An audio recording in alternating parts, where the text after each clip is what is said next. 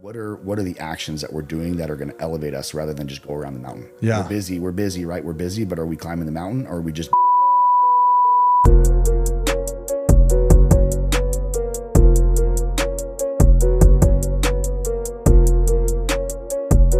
What's going on, everybody? So today's guest, we have Dr. Trevor Nichols. He is an orthodontic dentist, a high-end dentist. Yeah. Welcome to the show, bro. Thank you for having me, Chris. Appreciate you, man. Yeah, I'm super stoked on this one because I like that world of the doctors. Like, it's a practice, but are you really doing it or are you practicing? Yeah. Right? Yeah. I mean, that's why, to be honest with you, they call it our practice, not our perfect. Yeah. Because there isn't perfection. We're humans. We do the best that we can. It's all about how we take care of people, really, is what I feel. But we're not perfect either. Well, I think it boils down to how the actual person takes care of themselves. Yeah. Right. Because like for me, I go to an old man dentist. It's not an orthodontic. What's the other one? Yeah, probably like general dentist. No, the other one that like I go every 3 months. Oh, like periodontist. Yeah. Yeah. Old man dentist. Oh, I see what you're saying. Like checking gums and bone and all that. I go there, because I didn't take care of myself for years. I did some bad things to myself, and now I have to work twice as hard. So true. To maintain what I have. So true. Right. So that was my fault. Yeah. Well, hopefully you have people in your life too, and dental people, right, that can inspire you and educate you on why it is you need to go. I think that's part of the problem is people don't know what they don't know. Parents don't know. They don't take care of their teeth. So the kids don't take care of their teeth. And then it just keeps going. That was what me, I was adopted, but like they didn't take care of their teeth, so I'm going to freaking dentist every 10 years. Yep. And then, I had some drug history and stuff. And next thing you know, I'll be 44, but now like turn 40 and they're like, hey, your teeth are kind of bad. If you want to save them, we have to do this, this, and this all the time. Yep. So I go to the dentist or the periodontist every 3 months. They check them, they clean them, I clean them. I'm flossing I'm trying to do as much as I can. Maybe I'll miss like a half a day or a day, but then I'm trying to back at it.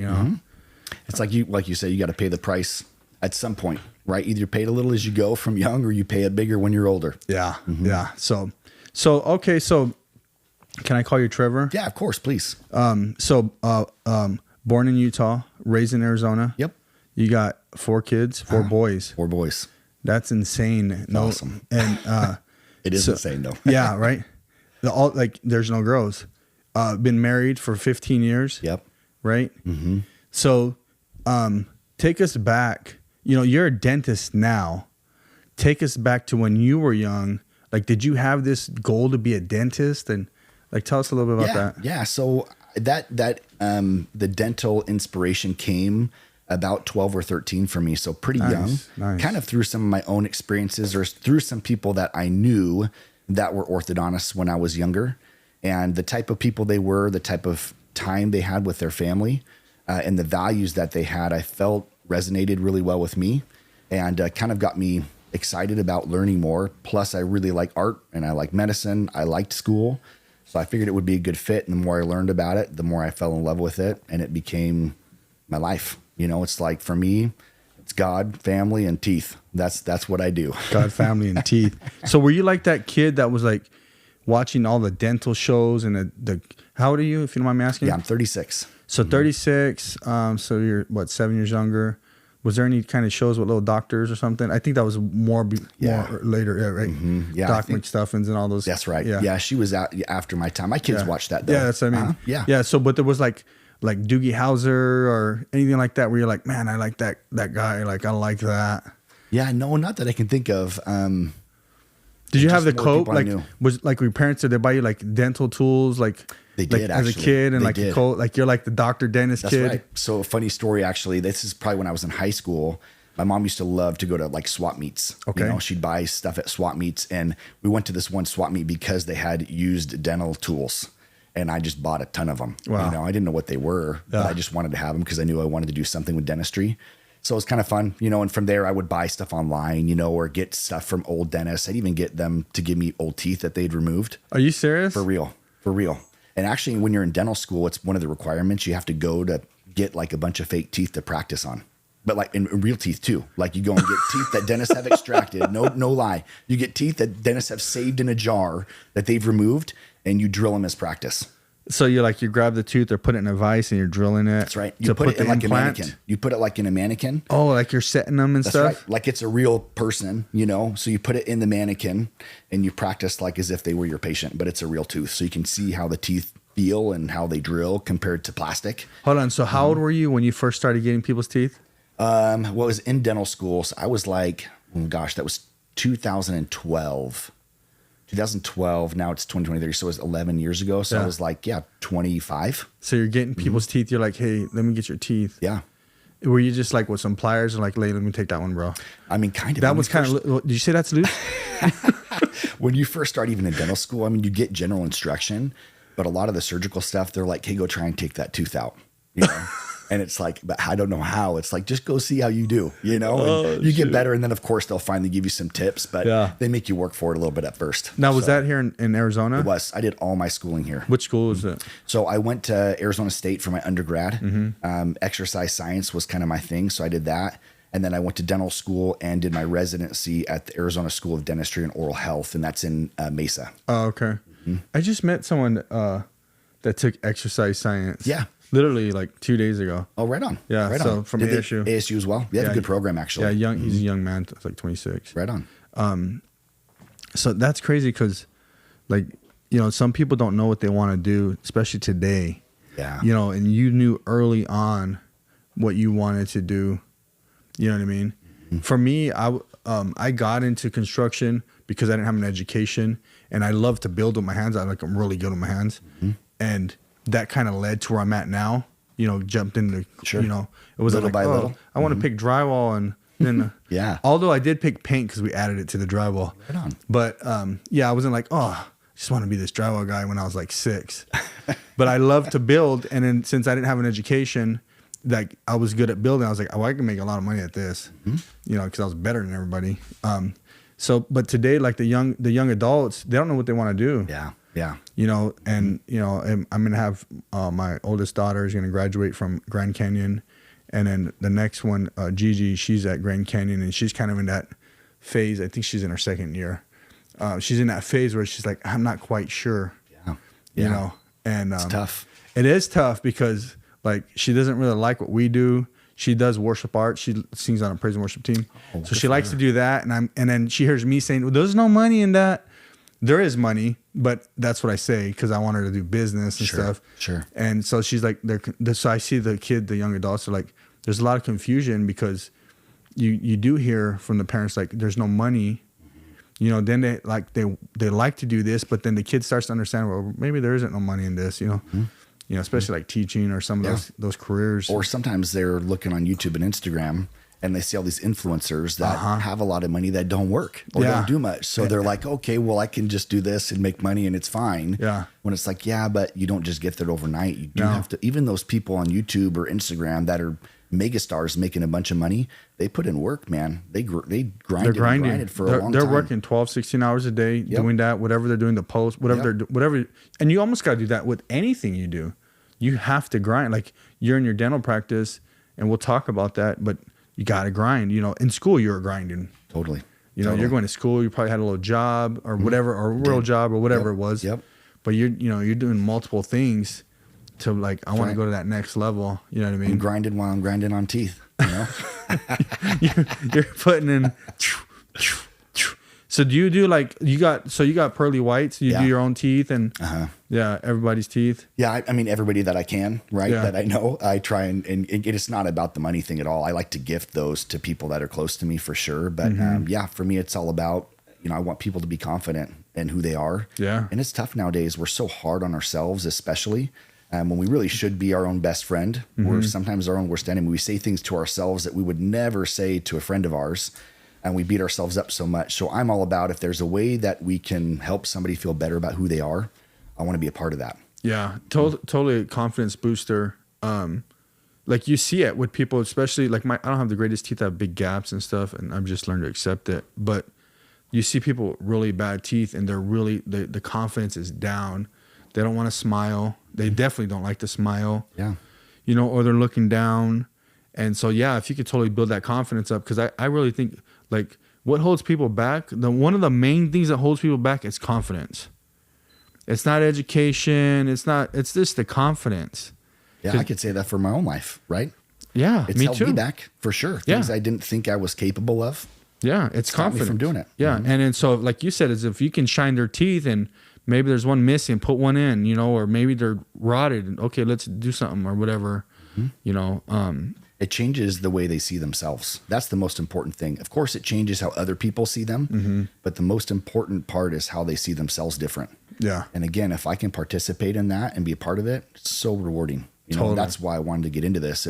I like working with my hands too, and I like the medicine in school, like I talked about. But man, it's about those transformations and making people see themselves different. That's what does it for me. Yeah, yeah. And then you get to teach like the young adults, and I don't know how many employees you guys have, but like where I go, you know, they're all young. Yeah. You know, they're learning, and they get happy when they're like fixing someone's teeth or cleaning them. They're like, and they see the progress. Like they'll be like, Chris, you're doing so good, you know, or whatever. Yeah. And that's cool too, right? For sure. I love that. Most of our team members are fairly young. We have some that are seasoned more in management, stuff like that. But the younger we call assistants that are helping us as part of our team, a lot of them are just fresh out of high school. Some of them even start with us in high school. And so the opportunity we have to influence them too for good and help establish some good moral values outside of their house and their workplace to establish good culture. And really that comes from us, you know, and if we can lead them in the right way, then they'll not only be a great employee, but hopefully they become an even better person because of it. Imagine if we could live that way and be that way everywhere. You know, like the things you're saying, you know, if we can influence good things in people, like how much better off we'll all be. Like at least the people around you, you know, like your world, right? And we're trying, I'm sure you're trying as much as I'm trying. And it's like, I talk to like our team members or friends and family around us. Like I really try to inspire them, or motivate them or teach them or whatever however that looks. Like, let's live our best life.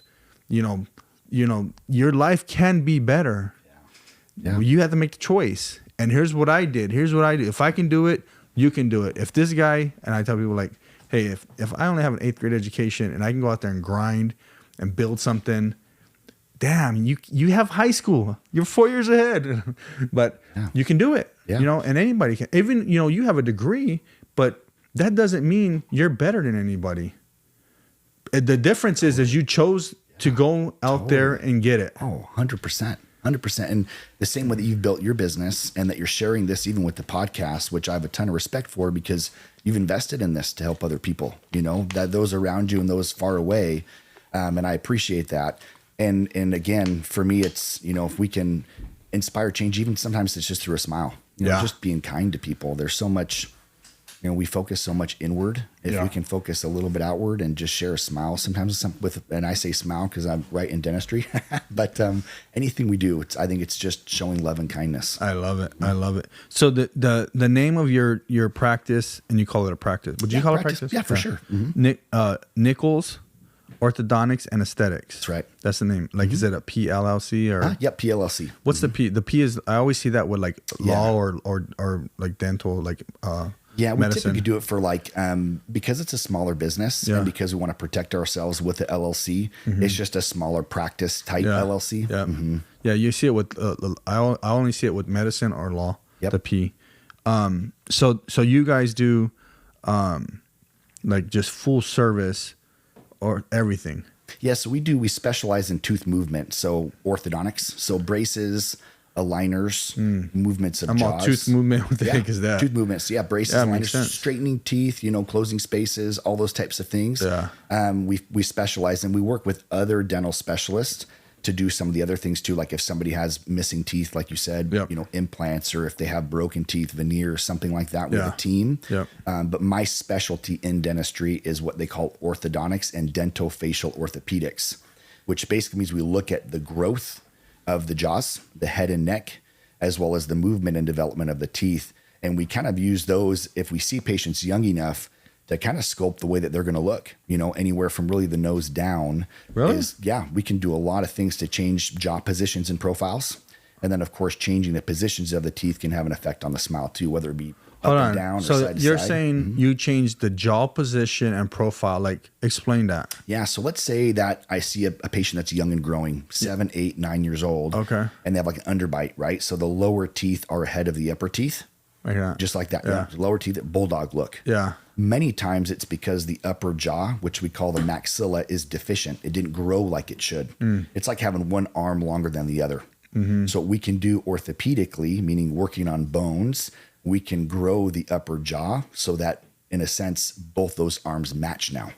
So shoot. Underbite goes away. It has to be done during certain stages of growth. Yeah. But again, like, people don't know this stuff. And it's tough. They don't know it because if we wait until someone's 17, 18, 19, 20, it's hard. Then we have to compensate for it. There's less that we can do. Yeah. So again, part of our job is let's educate people, tell them what it is that we do, share the message so that we can save people from having to have surgeries or even just to look their best. Yeah. You know, who doesn't want to look their best? Yeah. Who doesn't want their kid to look their best? Yeah. You know? No, absolutely. So, man, that's crazy. I mean, I get what you're saying. I didn't realize you guys like ripping people's jaws open and stuff. I mean, we don't do it surgically. You can do that. So like an oral surgeon, let's say someone's past the age of growth. Yeah. Then a surgeon has to go in and make cuts and stuff. When I say moving things orthopedically, I'm just influencing growth.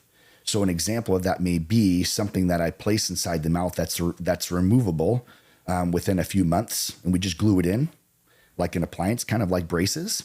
And we hook that up to external forces, like with elastics and things like that, to grow the jaws. So we're not making any incisions. So like it's like pulling or something? Exactly right. It's pulling. So we can like hook things up to the upper teeth to pull the upper jaw forward. And then change that underbite now to a proper bite and change the way the face looks because the patient's still growing. So it's not like cuts and all that kind of stuff, no medicines or anything like that. It's simply just applying forces on the teeth and jaws at the right stage of development and age. Wow. Yeah, it's cool. I think people need it. Like, I didn't know that, but right? I mean, it makes sense. But imagine how many people know. Like, you know, I remember when we were younger, you and myself in grade school, like you kind of learned a little bit about these things. Yeah. I don't know if they teach that same stuff today. Like, you know, we had to brush our teeth and stuff, even though like no one at home did it, but they taught you at school. But like, I don't hear those things. Like my kids, well, they're older now. My youngest is 14. But like, I don't even remember her like bringing home a toothbrush and. My kids haven't. No, remember, but that's what it used to be. Yeah. Like, well, DARE was around. For sure. And where'd all that stuff go? Yeah, it's all gone. I love the DARE program when I was in elementary school. It was cool. We totally need that. Yeah. I mean, more than ever. Imagine, but imagine like we're off the topic, but imagine if they still had DARE, like there wouldn't be this big old influx of fentanyl and all this craziness. There'd still be some drugs, but it wouldn't be as crazy as it is. It's scary. It's insane. You know, but if they were educating people more on health, drug awareness, all these different things, like you wouldn't have the issues you have, you know, and when people are uneducated, like you said, is now they're coming, say your patients, they're coming to you at 40 and they're saying, man, I'm kind of jacked up. And you're like, there's only so much I can do. That's right. Yeah, that's right.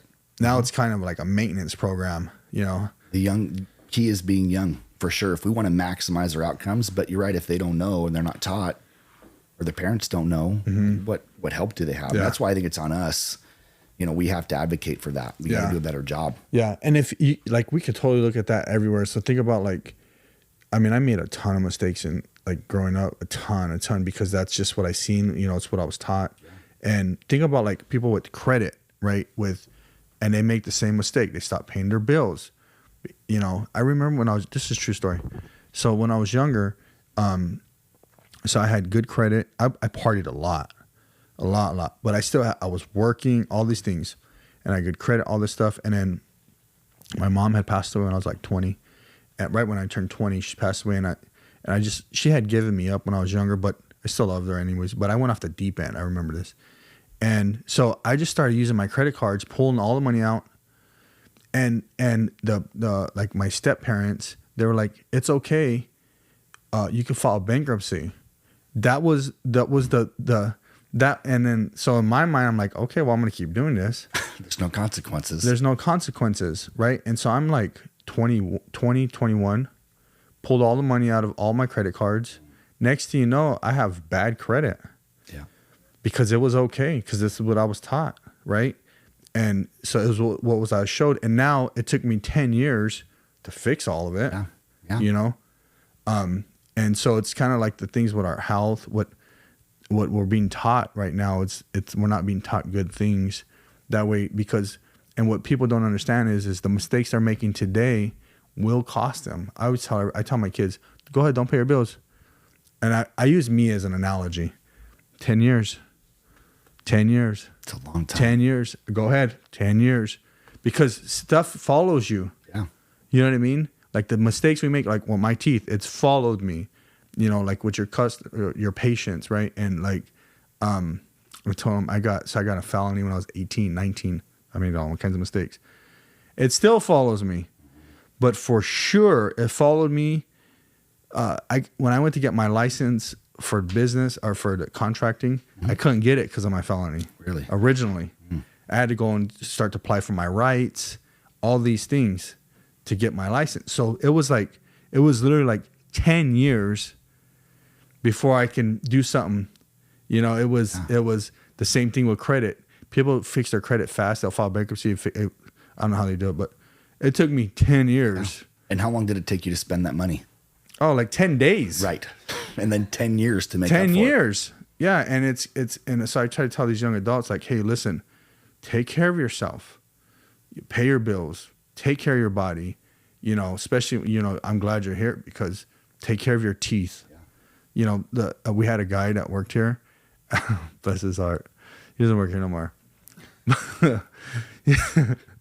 He worked for me for almost 6 years. But anyways, so he goes to the dentist. He has like some loose teeth or something. He thinks they're loose. I don't know what's going on, right? And he goes to the dentist and he's like, they're saying I should pull all of my teeth out. I'm like, well, shoot, I don't know. They don't look that bad. Like, they actually look pretty down. They look better than my teeth. And I'm like, are you sure? He's like, yeah, they're telling me. And I'm like, dude, I don't know. And then he comes to work. They're all gone. Oh my gosh. And all of them. And I'm like, holy shit. And like, excuse my language. And so he's like 40 or 52 or whatever, young. Yeah. And the next thing you know, has no teeth. And I'm watching him, and like, he couldn't eat, he couldn't drink. Did he have dentures or anything? No, they gave him like fake ones the first day or something. Yeah. And then so he was trying to eat and stuff. They were falling out. So hard. And he had headaches. And I'm like, God, what happened? And I don't even know if he actually needed this to happen, like them to come out. But they all came out. The dentist pulled them all out. But he wasn't educated. You know what I mean? Yeah, probably was a bone issue. Probably was a bone issue. Maybe they were getting loose and they're like, let's just do it now. You know, but next thing you know, I mean, he lost like probably 40 pounds. Because he couldn't eat. He couldn't eat. So, but that was the effect of, I guess, making bad decisions. Never let it get to that stage is the hope, right? Yeah. Yeah. And that's why I'm going to the periodontist all the time, because there's damage. Yeah. And they're like, okay, Chris, you just got to keep cleaning them, keep doing this, keep doing that. And we'll get them to last longer. Yep. You know? Yep. It's like getting your oil changed, you know? You want your car to run for a long time, you better take care of it. Yeah, I got to do some tune-ups and some maintenance and stuff, man. One of the joke I tell too is my patients too. I'm like, hey, brush your teeth. You know, make sure you brush the ones you want to keep. Yeah. You want to keep them, brush them. The ones you don't want to keep, you don't have to brush. It's usually the back ones, huh? Yeah. The back ones, they get the worst. Hopefully they want to keep them all. So. Yeah. I know. No, totally. And you got to floss. Oh yeah. I never. I started brushing my teeth a lot, like many years ago, because a lot of people don't brush their teeth. I don't care who they are. Crazy. But now I try to floss. I'm trying to floss every day. I forget. But then if I miss a day, I got like those little, because I got big gaps, little things. Like little threaders, yeah. Yeah. And I would clean them all out and stuff like that. Right on. So do you have any other companies or just this one? Just this one, really. I've had other little companies in the past. You know, I did like a little pool cleaning thing when I was in dental school. So I have some little history with that. And I was involved with a different organization or orthodontic practice before the one I'm in now. But this currently now is really my big thing. Yeah, that's where I'm dedicating all my time. I also spend a good amount of time doing lecturing. So one of my companies that's a personal company of mine is I do consulting or lecturing for orthodontic companies. So I'll go out, and sometimes I go to pretty cool places. Like last year I went to like Thailand and Africa, and I speak about orthodontics. So so you're educating the other countries and stuff. Other orthodontists on new techniques, modalities, things like that, and learning from them too, absolutely. But my purpose in going there is hoping to teach them some things that they can bring to their patients. That's so. Where's some places you've been to? So I've been to Korea. South Korea, obviously. South Korea, yep, which is an amazing place. Thailand, like I said, Africa. I've been all over Canada, all over the United States. This year we're going to Hong Kong, so that will be pretty cool. Maybe even Singapore this year to do some lecturing as well. So I've been to a good amount of places. My hope is to see as many places as I can. I love to travel because the world is such an amazing place that we don't get to see a lot of. But probably thus far, my favorite place has been Thailand. Just love that place. Wow. Oh, it's so amazing. That's so cool. What a blessing. Like to be able to travel and do work at the same time. Like it's all intertwined. That's when you know you're in your passion. Oh, I love like you're in purpose. Yes. Like you're like when your work is intertwined with your life and you're making money and you're living your best life. Like that's purpose. It feels right. Yeah. You know what I mean? Right. Yep. Mm-hmm. So you started in April. Yeah. Of 2023. So no, we're starting April 2024 with a new practice. Oh, so you're just starting. Oh yeah. We're just getting going. Oh, wow. Yep. So I had April. I thought it was 2023. So Nichols is going to open in 2 months. That's right. And where are you going to be? So we're in Gilbert. Okay. Yeah, so Santan Marketplace. Yep. Yeah, we're above the Evereve store in Santan Marketplace. Wow, that's so amazing, dude. That's so cool. I'm stoked. I mean, I was part of another practice for a long time. Yeah. But it's time for me to go do my thing now. Yeah. And I'm real excited. It's going to be awesome, and just want to take really good care of people. Mm-hmm. Have a good time at the same time. So were you a partner in the other practice? Yeah. And so you're like, hey, I'm done. I'm going to move on. That's right. I mean, so right now you're leasing one space, and then you're going to branch out and kind of grow. And, Yep. So the space is going to open. The one you're talking about is going to be April. That's right. Yep. So how how many patients can you handle at one time? So it will change over time. So initially we're pretty small capacity. Of course. So the hope is, people come in for a consultation. They feel like a good fit, both ways. They trust us with the process. So we get the braces process started, or aligners or whatever it is. We're also going to be doing some aesthetic stuff too. So fillers, Botox, all that. Nice. It's just meant to kind of be a one-stop shop. So are you going to bring in a partner on that part? Yeah. So nurse injector. So nurse injector is going to be coming in. She'll be doing her work out of one room, and then we'll be doing the ortho out of the rest of the space. Okay. That's cool. And what's the vision? What's the goal of the business? Yeah. So my vision is not to actually be super crazy big. Okay. The practice I came from was a really big practice, which was an amazing practice.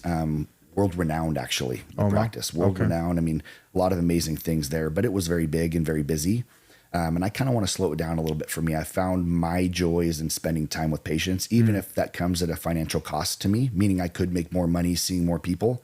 I just feel like I need to slow it down, spend time connecting with people. Spend that extra 5 minutes or whatever. Spend the extra 5 minutes because we don't always have it. And I want to have that. It fills my cup.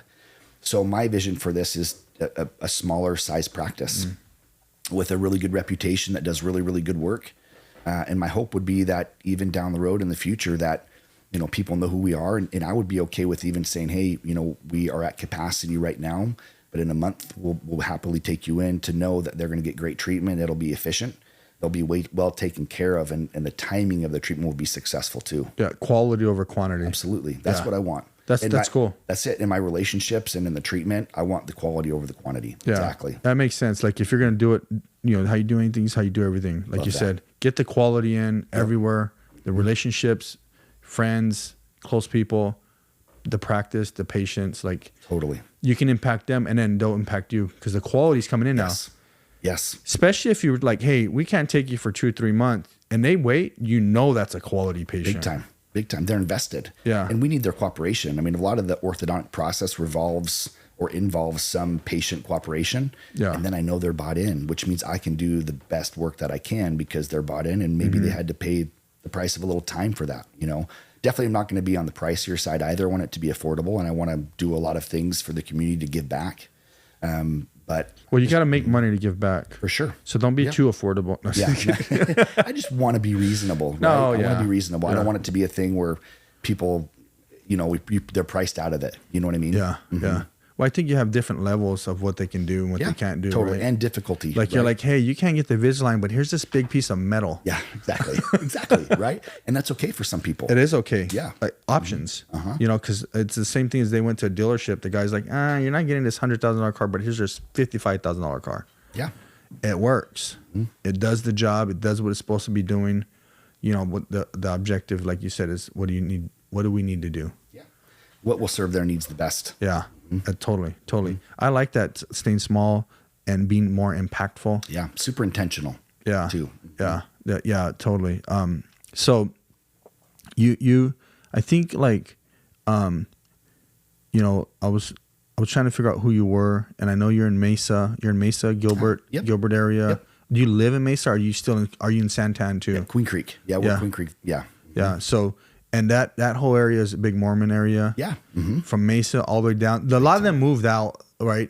To the south. Yeah. To Queen Creek, Santan. Yeah. Exactly. Gilbert, Chandler. Where's the big temple? So there's two in Arizona. One's downtown One's by Mesa. me. One's downtown Mesa, so like Main Street. And the other one's like right by my office, so in Gilbert. The big temples?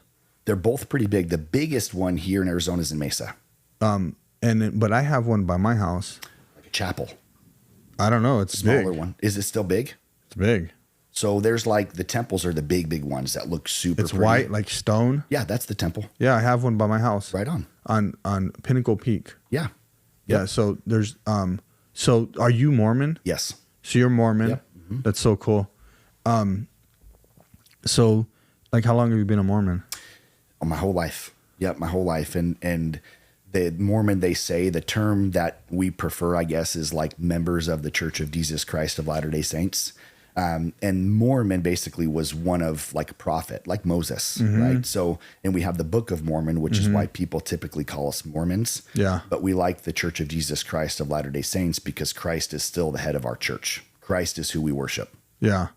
Yeah. So pull up the one that's on Pinnacle Peak. That's a big one. Where's that one at? Yeah, that is the one that's downtown Phoenix. I forgot about that one. That one's pretty new. I didn't even know that was there. That's massive. Beautiful, right? Isn't it so pretty? The one by our house, dude, it's not, I don't think it's that big. It's big though. But it's so cool because I think it's, I don't know if it's stone or what it is on the outside. Marble, something like that. Yeah. Pull up on Pinnacle Peak. Yeah. They're amazing buildings. What's that big one in Salt Lake? Yeah, that's, they call that Temple Square. So it was like one of the earlier temples in the church, but it's massive. It's massive. So they actually have a whole block in this area in Utah and downtown Salt Lake where it's a bunch of church buildings, and the temple's probably the most magnificent of them. Wow. So, so your parents are Mormon? That's right. Is your wife Mormon as well? She is. I would hope so. That's how we met too, Okay. actually. Yeah. So our parents were in the same area. So the way that they designate like organizations in the church is by wards, and it's a geographic area. So we lived close by and went to the same church. So that's called our little ward. And that's how our parents met. I actually met her when she was 8. I was 12. We met at church and we became friends. Our families were friends, and we started dating, in 2006 time. And then I went on a mission. So, you know, a lot of the missionaries, right? So we could talk about that. I went on a mission from 06 to 08 in Portugal, and then came home, and we dated for about a year and a half and got married in 09 in the Mesa Temple, by the way. So you were probably 20 and she was like 16 or something? So yeah, no, not quite. But she was, when we got married, she was 19. I was 21. Oh, okay. 2 years difference. Okay. Yep. I put 4 years. Yep. Okay. My parents are 4 years apart. So, okay, let's talk about that because some people don't know, you know, because is it Mormonism? What do you call it? Mormonism? Yes. Again, we say like members of the Church of Jesus Christ of Latter-day Saints, but yeah, you can say Mormons too. Mm-hmm. Yeah. So, you know, there's this persona of, you know, on every religion has it, right? Sure. And so when you graduate from high school, you have to go on a missions trip, right? Every guy has to do it. So it's a choice, right? It's an option that's set forth by the church to say, hey, if this is something you want to do, it's there for you. I do think that in the past, people have felt some pressure maybe to go. It's a little better now. We want it to be a choice. So you don't want to feel like you're forced to do it or your parents are telling you have to, because it's a tough thing to do. And for you to be out there for 2 years and have doors slammed in your face and have people be mean to you, You got to want to be there. So the part of the missions trip is to go and spread the word. That's right. You call it the gospel. What do you guys call it? Yeah, the gospel. Exactly. So we're talking about the Bible. We're talking about Christ. We're also talking about what we call the restoration of the church in the Book of Mormon as well, and how that came to be. But the purpose is to be there to, proselyte, right? Talk about the gospel. But there are some missions where the gospel is not talked about at all, and it's just service missions. So they're there just to help the people in that area. Oh, yeah. Yeah. I think, like where you're going to like a poor regime, or like a poor area or something. Sometimes like it's poor areas like that, or sometimes it's just random foreign countries that will allow missionaries to be there, maybe not talk about the gospel or the church, but to be there to just serve people. Yeah, to give back. Humanitarian type aid. Mm-hmm. Oh, yeah. Wow. Yeah. So like, I remember I was invited to the one, I get, maybe it's in Mesa. I don't know. It's on the south side of the road. Mm-hmm. Is that Mesa, the one in Mesa? Yeah, should be. It's a big one. And then I was invited to that one, and I was invited to one by my house. And so how does that work? If like, I know you have to be invited, right? You can't just walk in like my church, you can just walk in. Can you do that in your church? So I don't know. Yeah, you can. Absolutely. Everybody's welcome. Yeah. Everybody's welcome. They have different meeting times.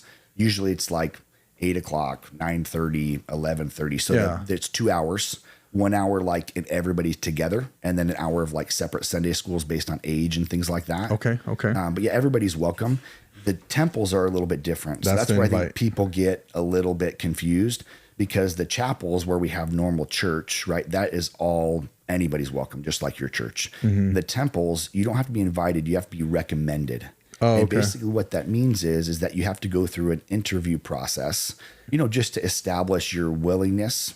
Because what we believe is in those temples, you make certain covenants or promises with God. Mm-hmm. For example, when we're baptized, we take upon us the name of Christ, right? And that's part of what we believe as well, and that our sins are forgiven because Christ atoned for us. And so we believe in the temples that there are certain ordinances or same covenants or promises we make with God that will bind us as families forever.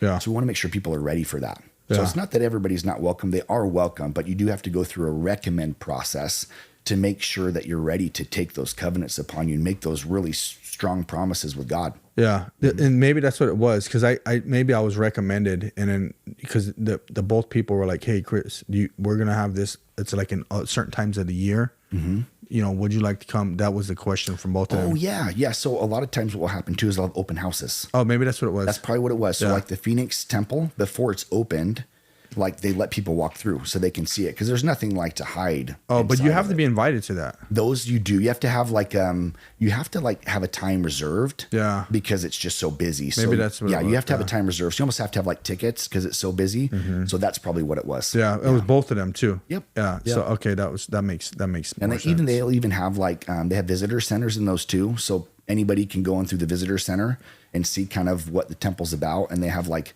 Easter pageant, stuff like that. Yeah, because I just want to go in there and look at it. Yeah, it's amazing. The buildings are cool. Especially you being in construction. Yeah, the buildings are cool. Amazing. And there are things in the temple that, like if they're not done perfect, they'll have them redo.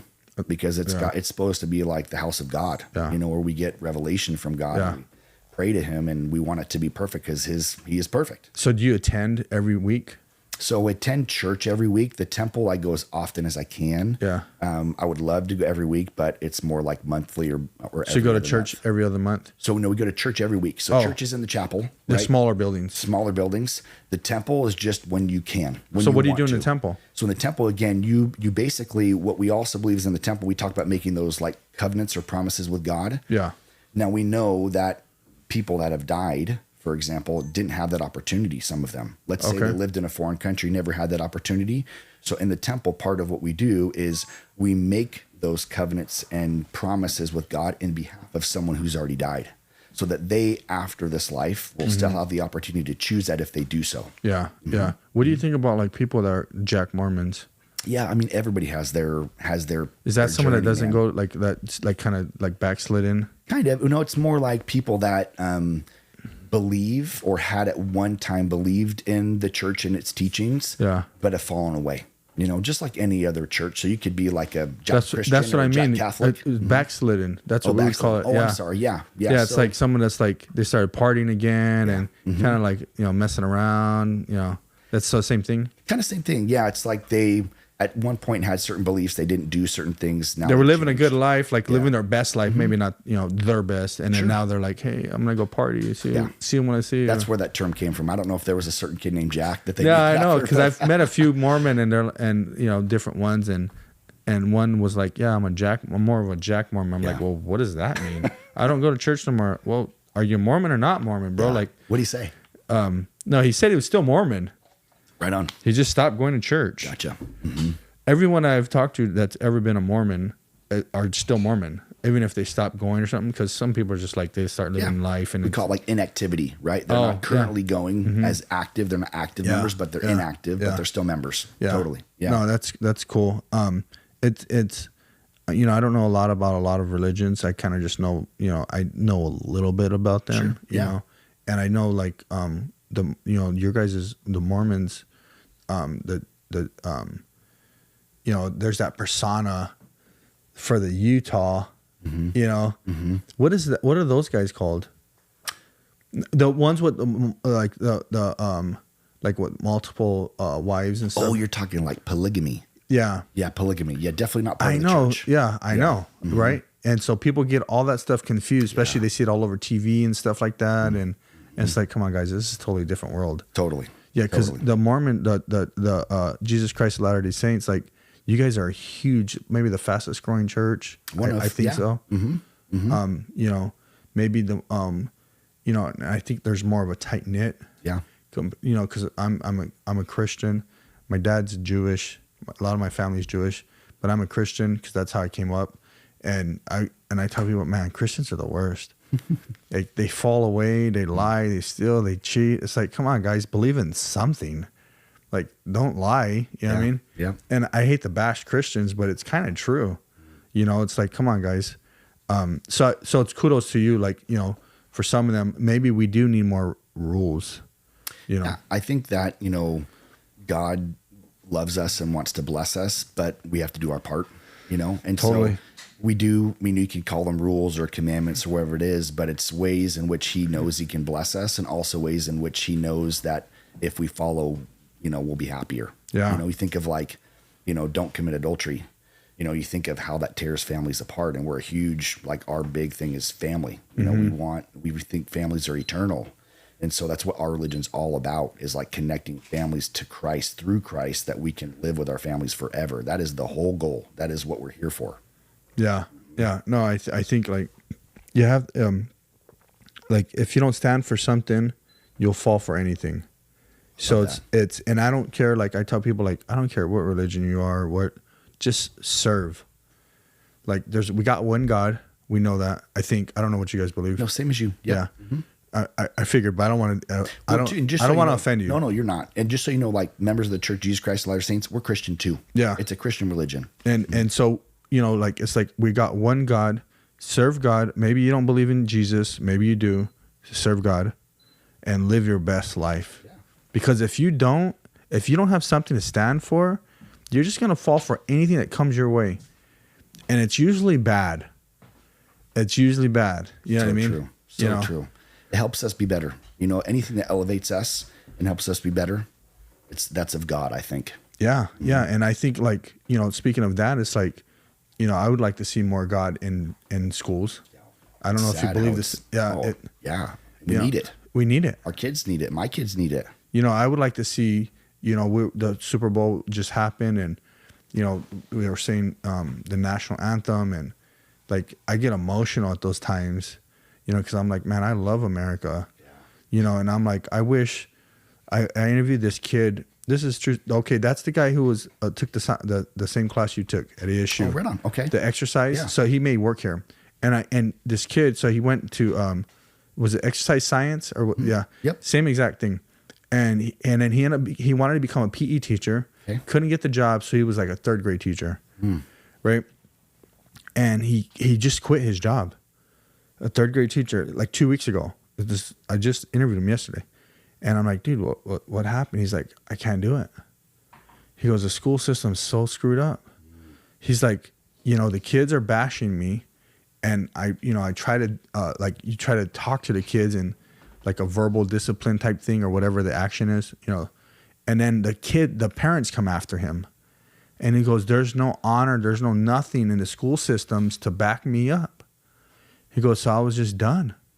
He's like, besides the fact that I had to pay for everything, but he's like, there's nothing in the school system to stand for, you know. And I was like, I agree with him. I'm like, man, totally. Like, I get it, you know. And he's like, he literally quit. He quit his career, you know, because, and I think it goes back to the foundation, those moral principle foundations, you know what I mean? Of what we got to get back to is, let's bring God back in. You know, maybe you don't have to freaking read the Bible every day and preach scriptures at people. Yeah. But let's stand for something. Like, totally. You know, that's what made our country great. That's what made our country great. Right. What it was founded upon. Yep. It was, and people can say, right, you know, we're hearing all these things today, like, you know, this guy was a slave driver and that guy was a slave driver or whatever. I don't know if you pay attention to any of this, you know, and it's like, well, maybe they were, but if we looked at our own lives, we do a lot of stupid stuff ourselves. You know what I mean? Mm-hmm. You know, it's like, come on, like if you're hiring an employee, that's, and I don't want to say this, but like, that's what they were. So when you get someone to work for you, that's called an employee, right? Whether you pay them $2 an hour or $17 an hour, mm-hmm. if they agree to that wage, that's an employee, right? And so we have to really look at ourselves and say, okay, where do we screw up? How can we become better? You know what I mean? And bringing God back into it, dude. I try to tell these young kids, like, bring God, get close to God, give. You know what I mean? Keep giving, keep living your. I mean, you can see the stuff on my wall. Love it. You know, and I love what you have downstairs. Your ego is not your amigo. Oh, dude, that's for me. It's amazing. I put that up just for me. It's so true. We all need it, though. We all need it. You just admit it. Yeah, we all need it because we can get big headed real quick. We all have egos. We can like, I can go south really, really fast, and I need something. My wife will really slap me and be like, "Get in line, bro." You know, she doesn't say bro, but you know, it's kind of like we need to check ourselves, you know, and know what we're doing and what we're doing it for. Yeah. What's the purpose? You know what I mean? You know, I love your purpose, bro. Well, yeah, and I think that, I mean, to go back to bringing God into it, like you said, I think he allows us through the things that we've talked about to kind of put those checks into place, mm-hmm. so we can check and make sure we're going the right direction. You know, and I believe I'm with you with the kids. It's like, get back to God because he's going to show you what to do to make your life the happiest that it can be. Yeah. And it doesn't matter what religion, like, for sure, we're not pushing Christianity, being a Mormon or being whatever you want to be. I mean, there's some that I'd say you probably shouldn't be, but I don't want to say it right here. But, and some are a little weird right now, but it's like, believe in God, stand for something. You know, and I talk a lot about sowing seeds, giving back. You know, I think you said part of your mission with the dentistry is the orthodontic place is to give back. And that's what we do here. We try to give back. I mean, just with this podcast, we're giving back. We're teaching people how to do their teeth. We're like, they're going to be calling you here soon. Yeah. You know, hope so. Yeah. Right. They're gonna, you know, I hope so, you know, but, I like it. So what are some things you do for fun? I love fitness. Fitness is kind of my other hobby. Yeah. You're right? pretty, so I said, like, fit. God, family, teeth, probably behind that would be fitness. Yeah. I love everything about it. I just love it. I, can't get enough of it, you know, nice. And I just love pushing myself. And it allows me to do that. I think, you know, we talked earlier about you coming up and doing what you did the way you did, me coming up the way that I did, the way, you know, and them being different. But the one thing that's the same is the discipline. Mm-hmm. You know, we can have motivation. Motivation's fleeting. Motivation comes and goes. Mm-hmm. But the discipline, I mean, that's what I want to teach my kids. You know, I want them to have discipline. I want them to work hard. I want them to serve and be grateful. If I can teach them those things, they'll be good people and they'll live a good life. Yeah. And you have 4 boys. Uh-huh. And their ages are what, 12? Are twins? You got twins? I have twins. Yep. Though they're the oldest, the twins, and then 9 and 7. So they're all young. They're all young. Yeah. Mm-hmm. Yeah. Teach them the discipline. Yeah. Because you had like that discipline to, okay, I got to get up. No matter what, I got to get up. No matter what, I got to do my homework at night or whenever it is. Like those certain things. Yep. Yep. And if you can crack those and do those certain things and keep going. You know, I was telling my wife the other day, and I was like, I go, you know, no one has to, I don't know, we were arguing over something. Whatever, it was something, I don't even remember, it was dumb. But I was like, no one's ever had to tell me to get up and go to work I tell everyone come to work here, but whatever. Like no one has to tell me to do those things. No one has to tell me go get jobs or go make sure we have enough of this and enough of that, and make sure our employees are taken care of, or make sure my family is taken care of.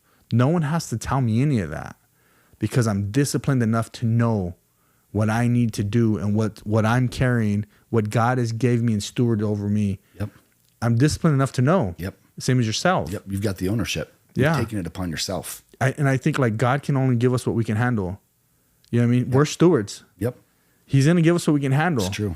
And he's going to qualify us. So if he does give us something and we don't know how to do it or don't have the ability, he's going to provide it along the way. Yeah. If you want to accept it. Good point. If you're willing to grind for it. Because he's like, I think it's kind of like our employees, right? When I make someone like the next step, they go from the field, lead man, foreman, right? And we have to know they're ready for that. Sure. Right. And then we'll test them, and then we'll know, are you ready? Like I'll give them a little more. And some will keep taking it and they're good. And some will at a point will just kind of like, they start to crumble a little bit. Then I'm like, shoot, they can't handle this no more. You know what I mean? And I think God looks at us like that. Mm-hmm. Like, and then he's got to kind of baby and nurture the person. Okay, that's where you're at right now. Yeah. And I would hope to, like, for most people to say, okay, to really look at ourselves and say, okay, we're stuck right here. I'm stuck at a spot right here. How do I get past that? You know what I mean? Mm-hmm. And that's what I try to do. I'm trying to teach people, like, audit yourself, audit your life. Yeah. Don't just audit your taxes. Yep. Audit everything you're doing, and then see what's blocking, and where can you get past it. Yep. You know what I mean? Oh, totally. And I think doing that on a regular basis, and looking outside yourself and finding, and sometimes it's leaps of faith. Yeah.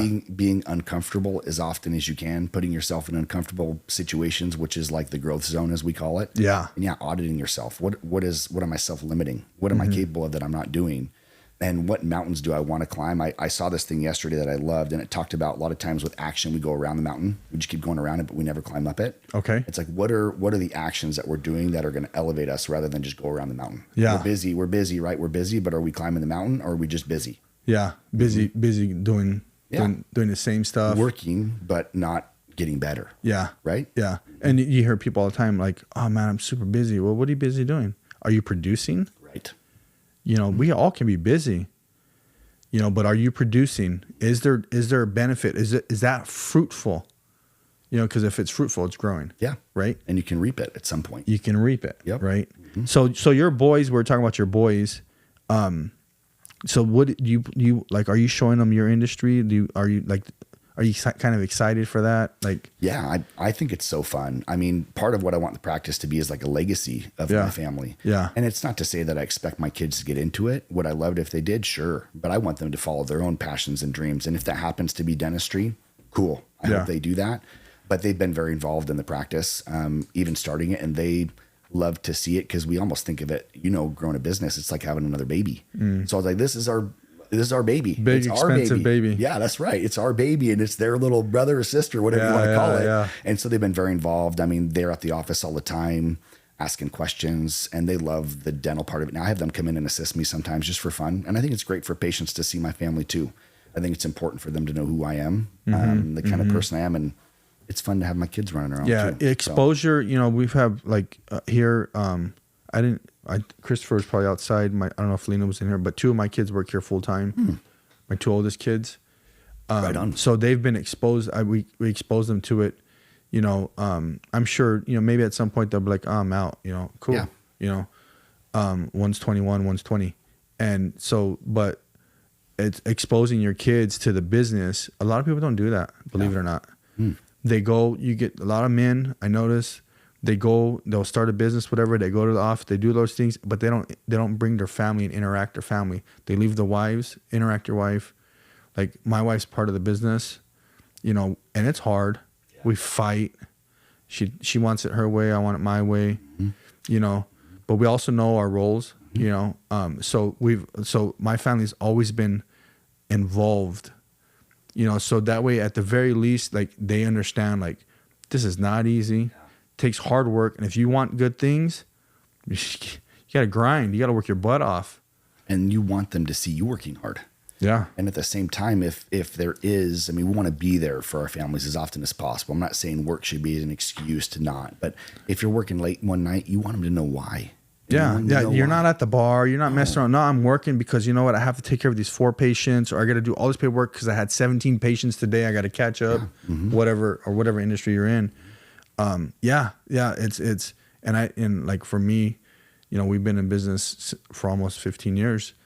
And I would hope that my kids know that I work hard and why I stay, you know, maybe I come home at 8 at night or something, because they know I'm like doing something with work. I'm not freaking BSing. And you're not out with the guys. I'm not messing around. Yeah. And you want them to see the benefit of it too. You want to see all of the hard work equated to this. Why? So they see why. Yeah. They see that, hey, we're not just working to work, right? We're working to make our dreams come true. Yeah. And you got to do that too if you want your dreams come true. You got to work as hard as Dad worked, do what Dad did for your own dreams. Yeah, totally. I love it. So you like to do workout. What else you like to do? I like off-road stuff. Okay, I thought so. For some, I was gonna say that, like quadding or something like that. What do you like? Razors, stuff like that. Okay. You know, side by sides. I don't do it as often as I'd like. Yeah. Mostly now it's like the fitness and then being involved in the kids' sports. My kids are really into basketball. They live, eat, and breathe basketball right now, which I didn't play a lot of growing up. I was more football, stuff like that. But it's been fun to see them with that, because it's shown me a side of them and offered them opportunity to work hard, even at a young age, that they see the benefit of. And it's a good pattern for them. So for them, the sports has been awesome. Yeah, that's the discipline that's coming in them already. Yep. That's so cool. So off-roading, and then you're out Queen Creek. What do you hit, like the trails out that way? Yeah. Or? I like to mountain bike too, sometimes out there, but there's a lot of great places to raise a ride around here. There's tons. We go by the lake sometimes too. It's a good spot. Which by lake? Saguaro Lake. Okay. Butcher Jones, all that kind of stuff. I grew up all out there too. Nice. What do you have, like a nice Razor or something? Not a nice one. We just have, it's older. It's like 2010, 2011. Like a 4-seater? Yeah, it's a 5-seater. So it has an extra bucket seat in the back, but we've had it for a couple of years and love to get in there with the kids and, you know, so cool. Scare them a little. Yeah. I like it, man. So, you know, it's so cool talking with you, learning about the dental practice, learning about your life, you know, learning about everything, you know, living your best life. We've talked a lot, you know, and I'm just super stoked that you got to come on here today. Thank you. I appreciate you having me. You know, it was an honor to have you. Thank you. Same. And so for everyone watching, you know, we can follow Dr. Trevor Nichols. Where you at? Where can I get you at? Instagram's the best. It's just Dr. Trevor Nichols. And then my website's nicholsortho.com. Okay. So anybody has any questions, please feel free to shoot me a message on Instagram or whatever it is, and happy to respond if they're dental questions or anything like that. I'm all open. I want to help. Man, this is so awesome. So look him up. He's going to be opening in April. Let's support him, especially if you're out there in the East Valley. Thank you. There. If you're in the West Valley, just drive over there because you're getting the best of the best. That's right. The best of the best. That's right. I mean, this guy's speaking in Thailand and South Korea and stuff. I'm not over there. I don't see any other dentists over there. So he's got to be the best. Oh, you're sure. So follow him, follow us, like and subscribe all of our stuff, and be blessed.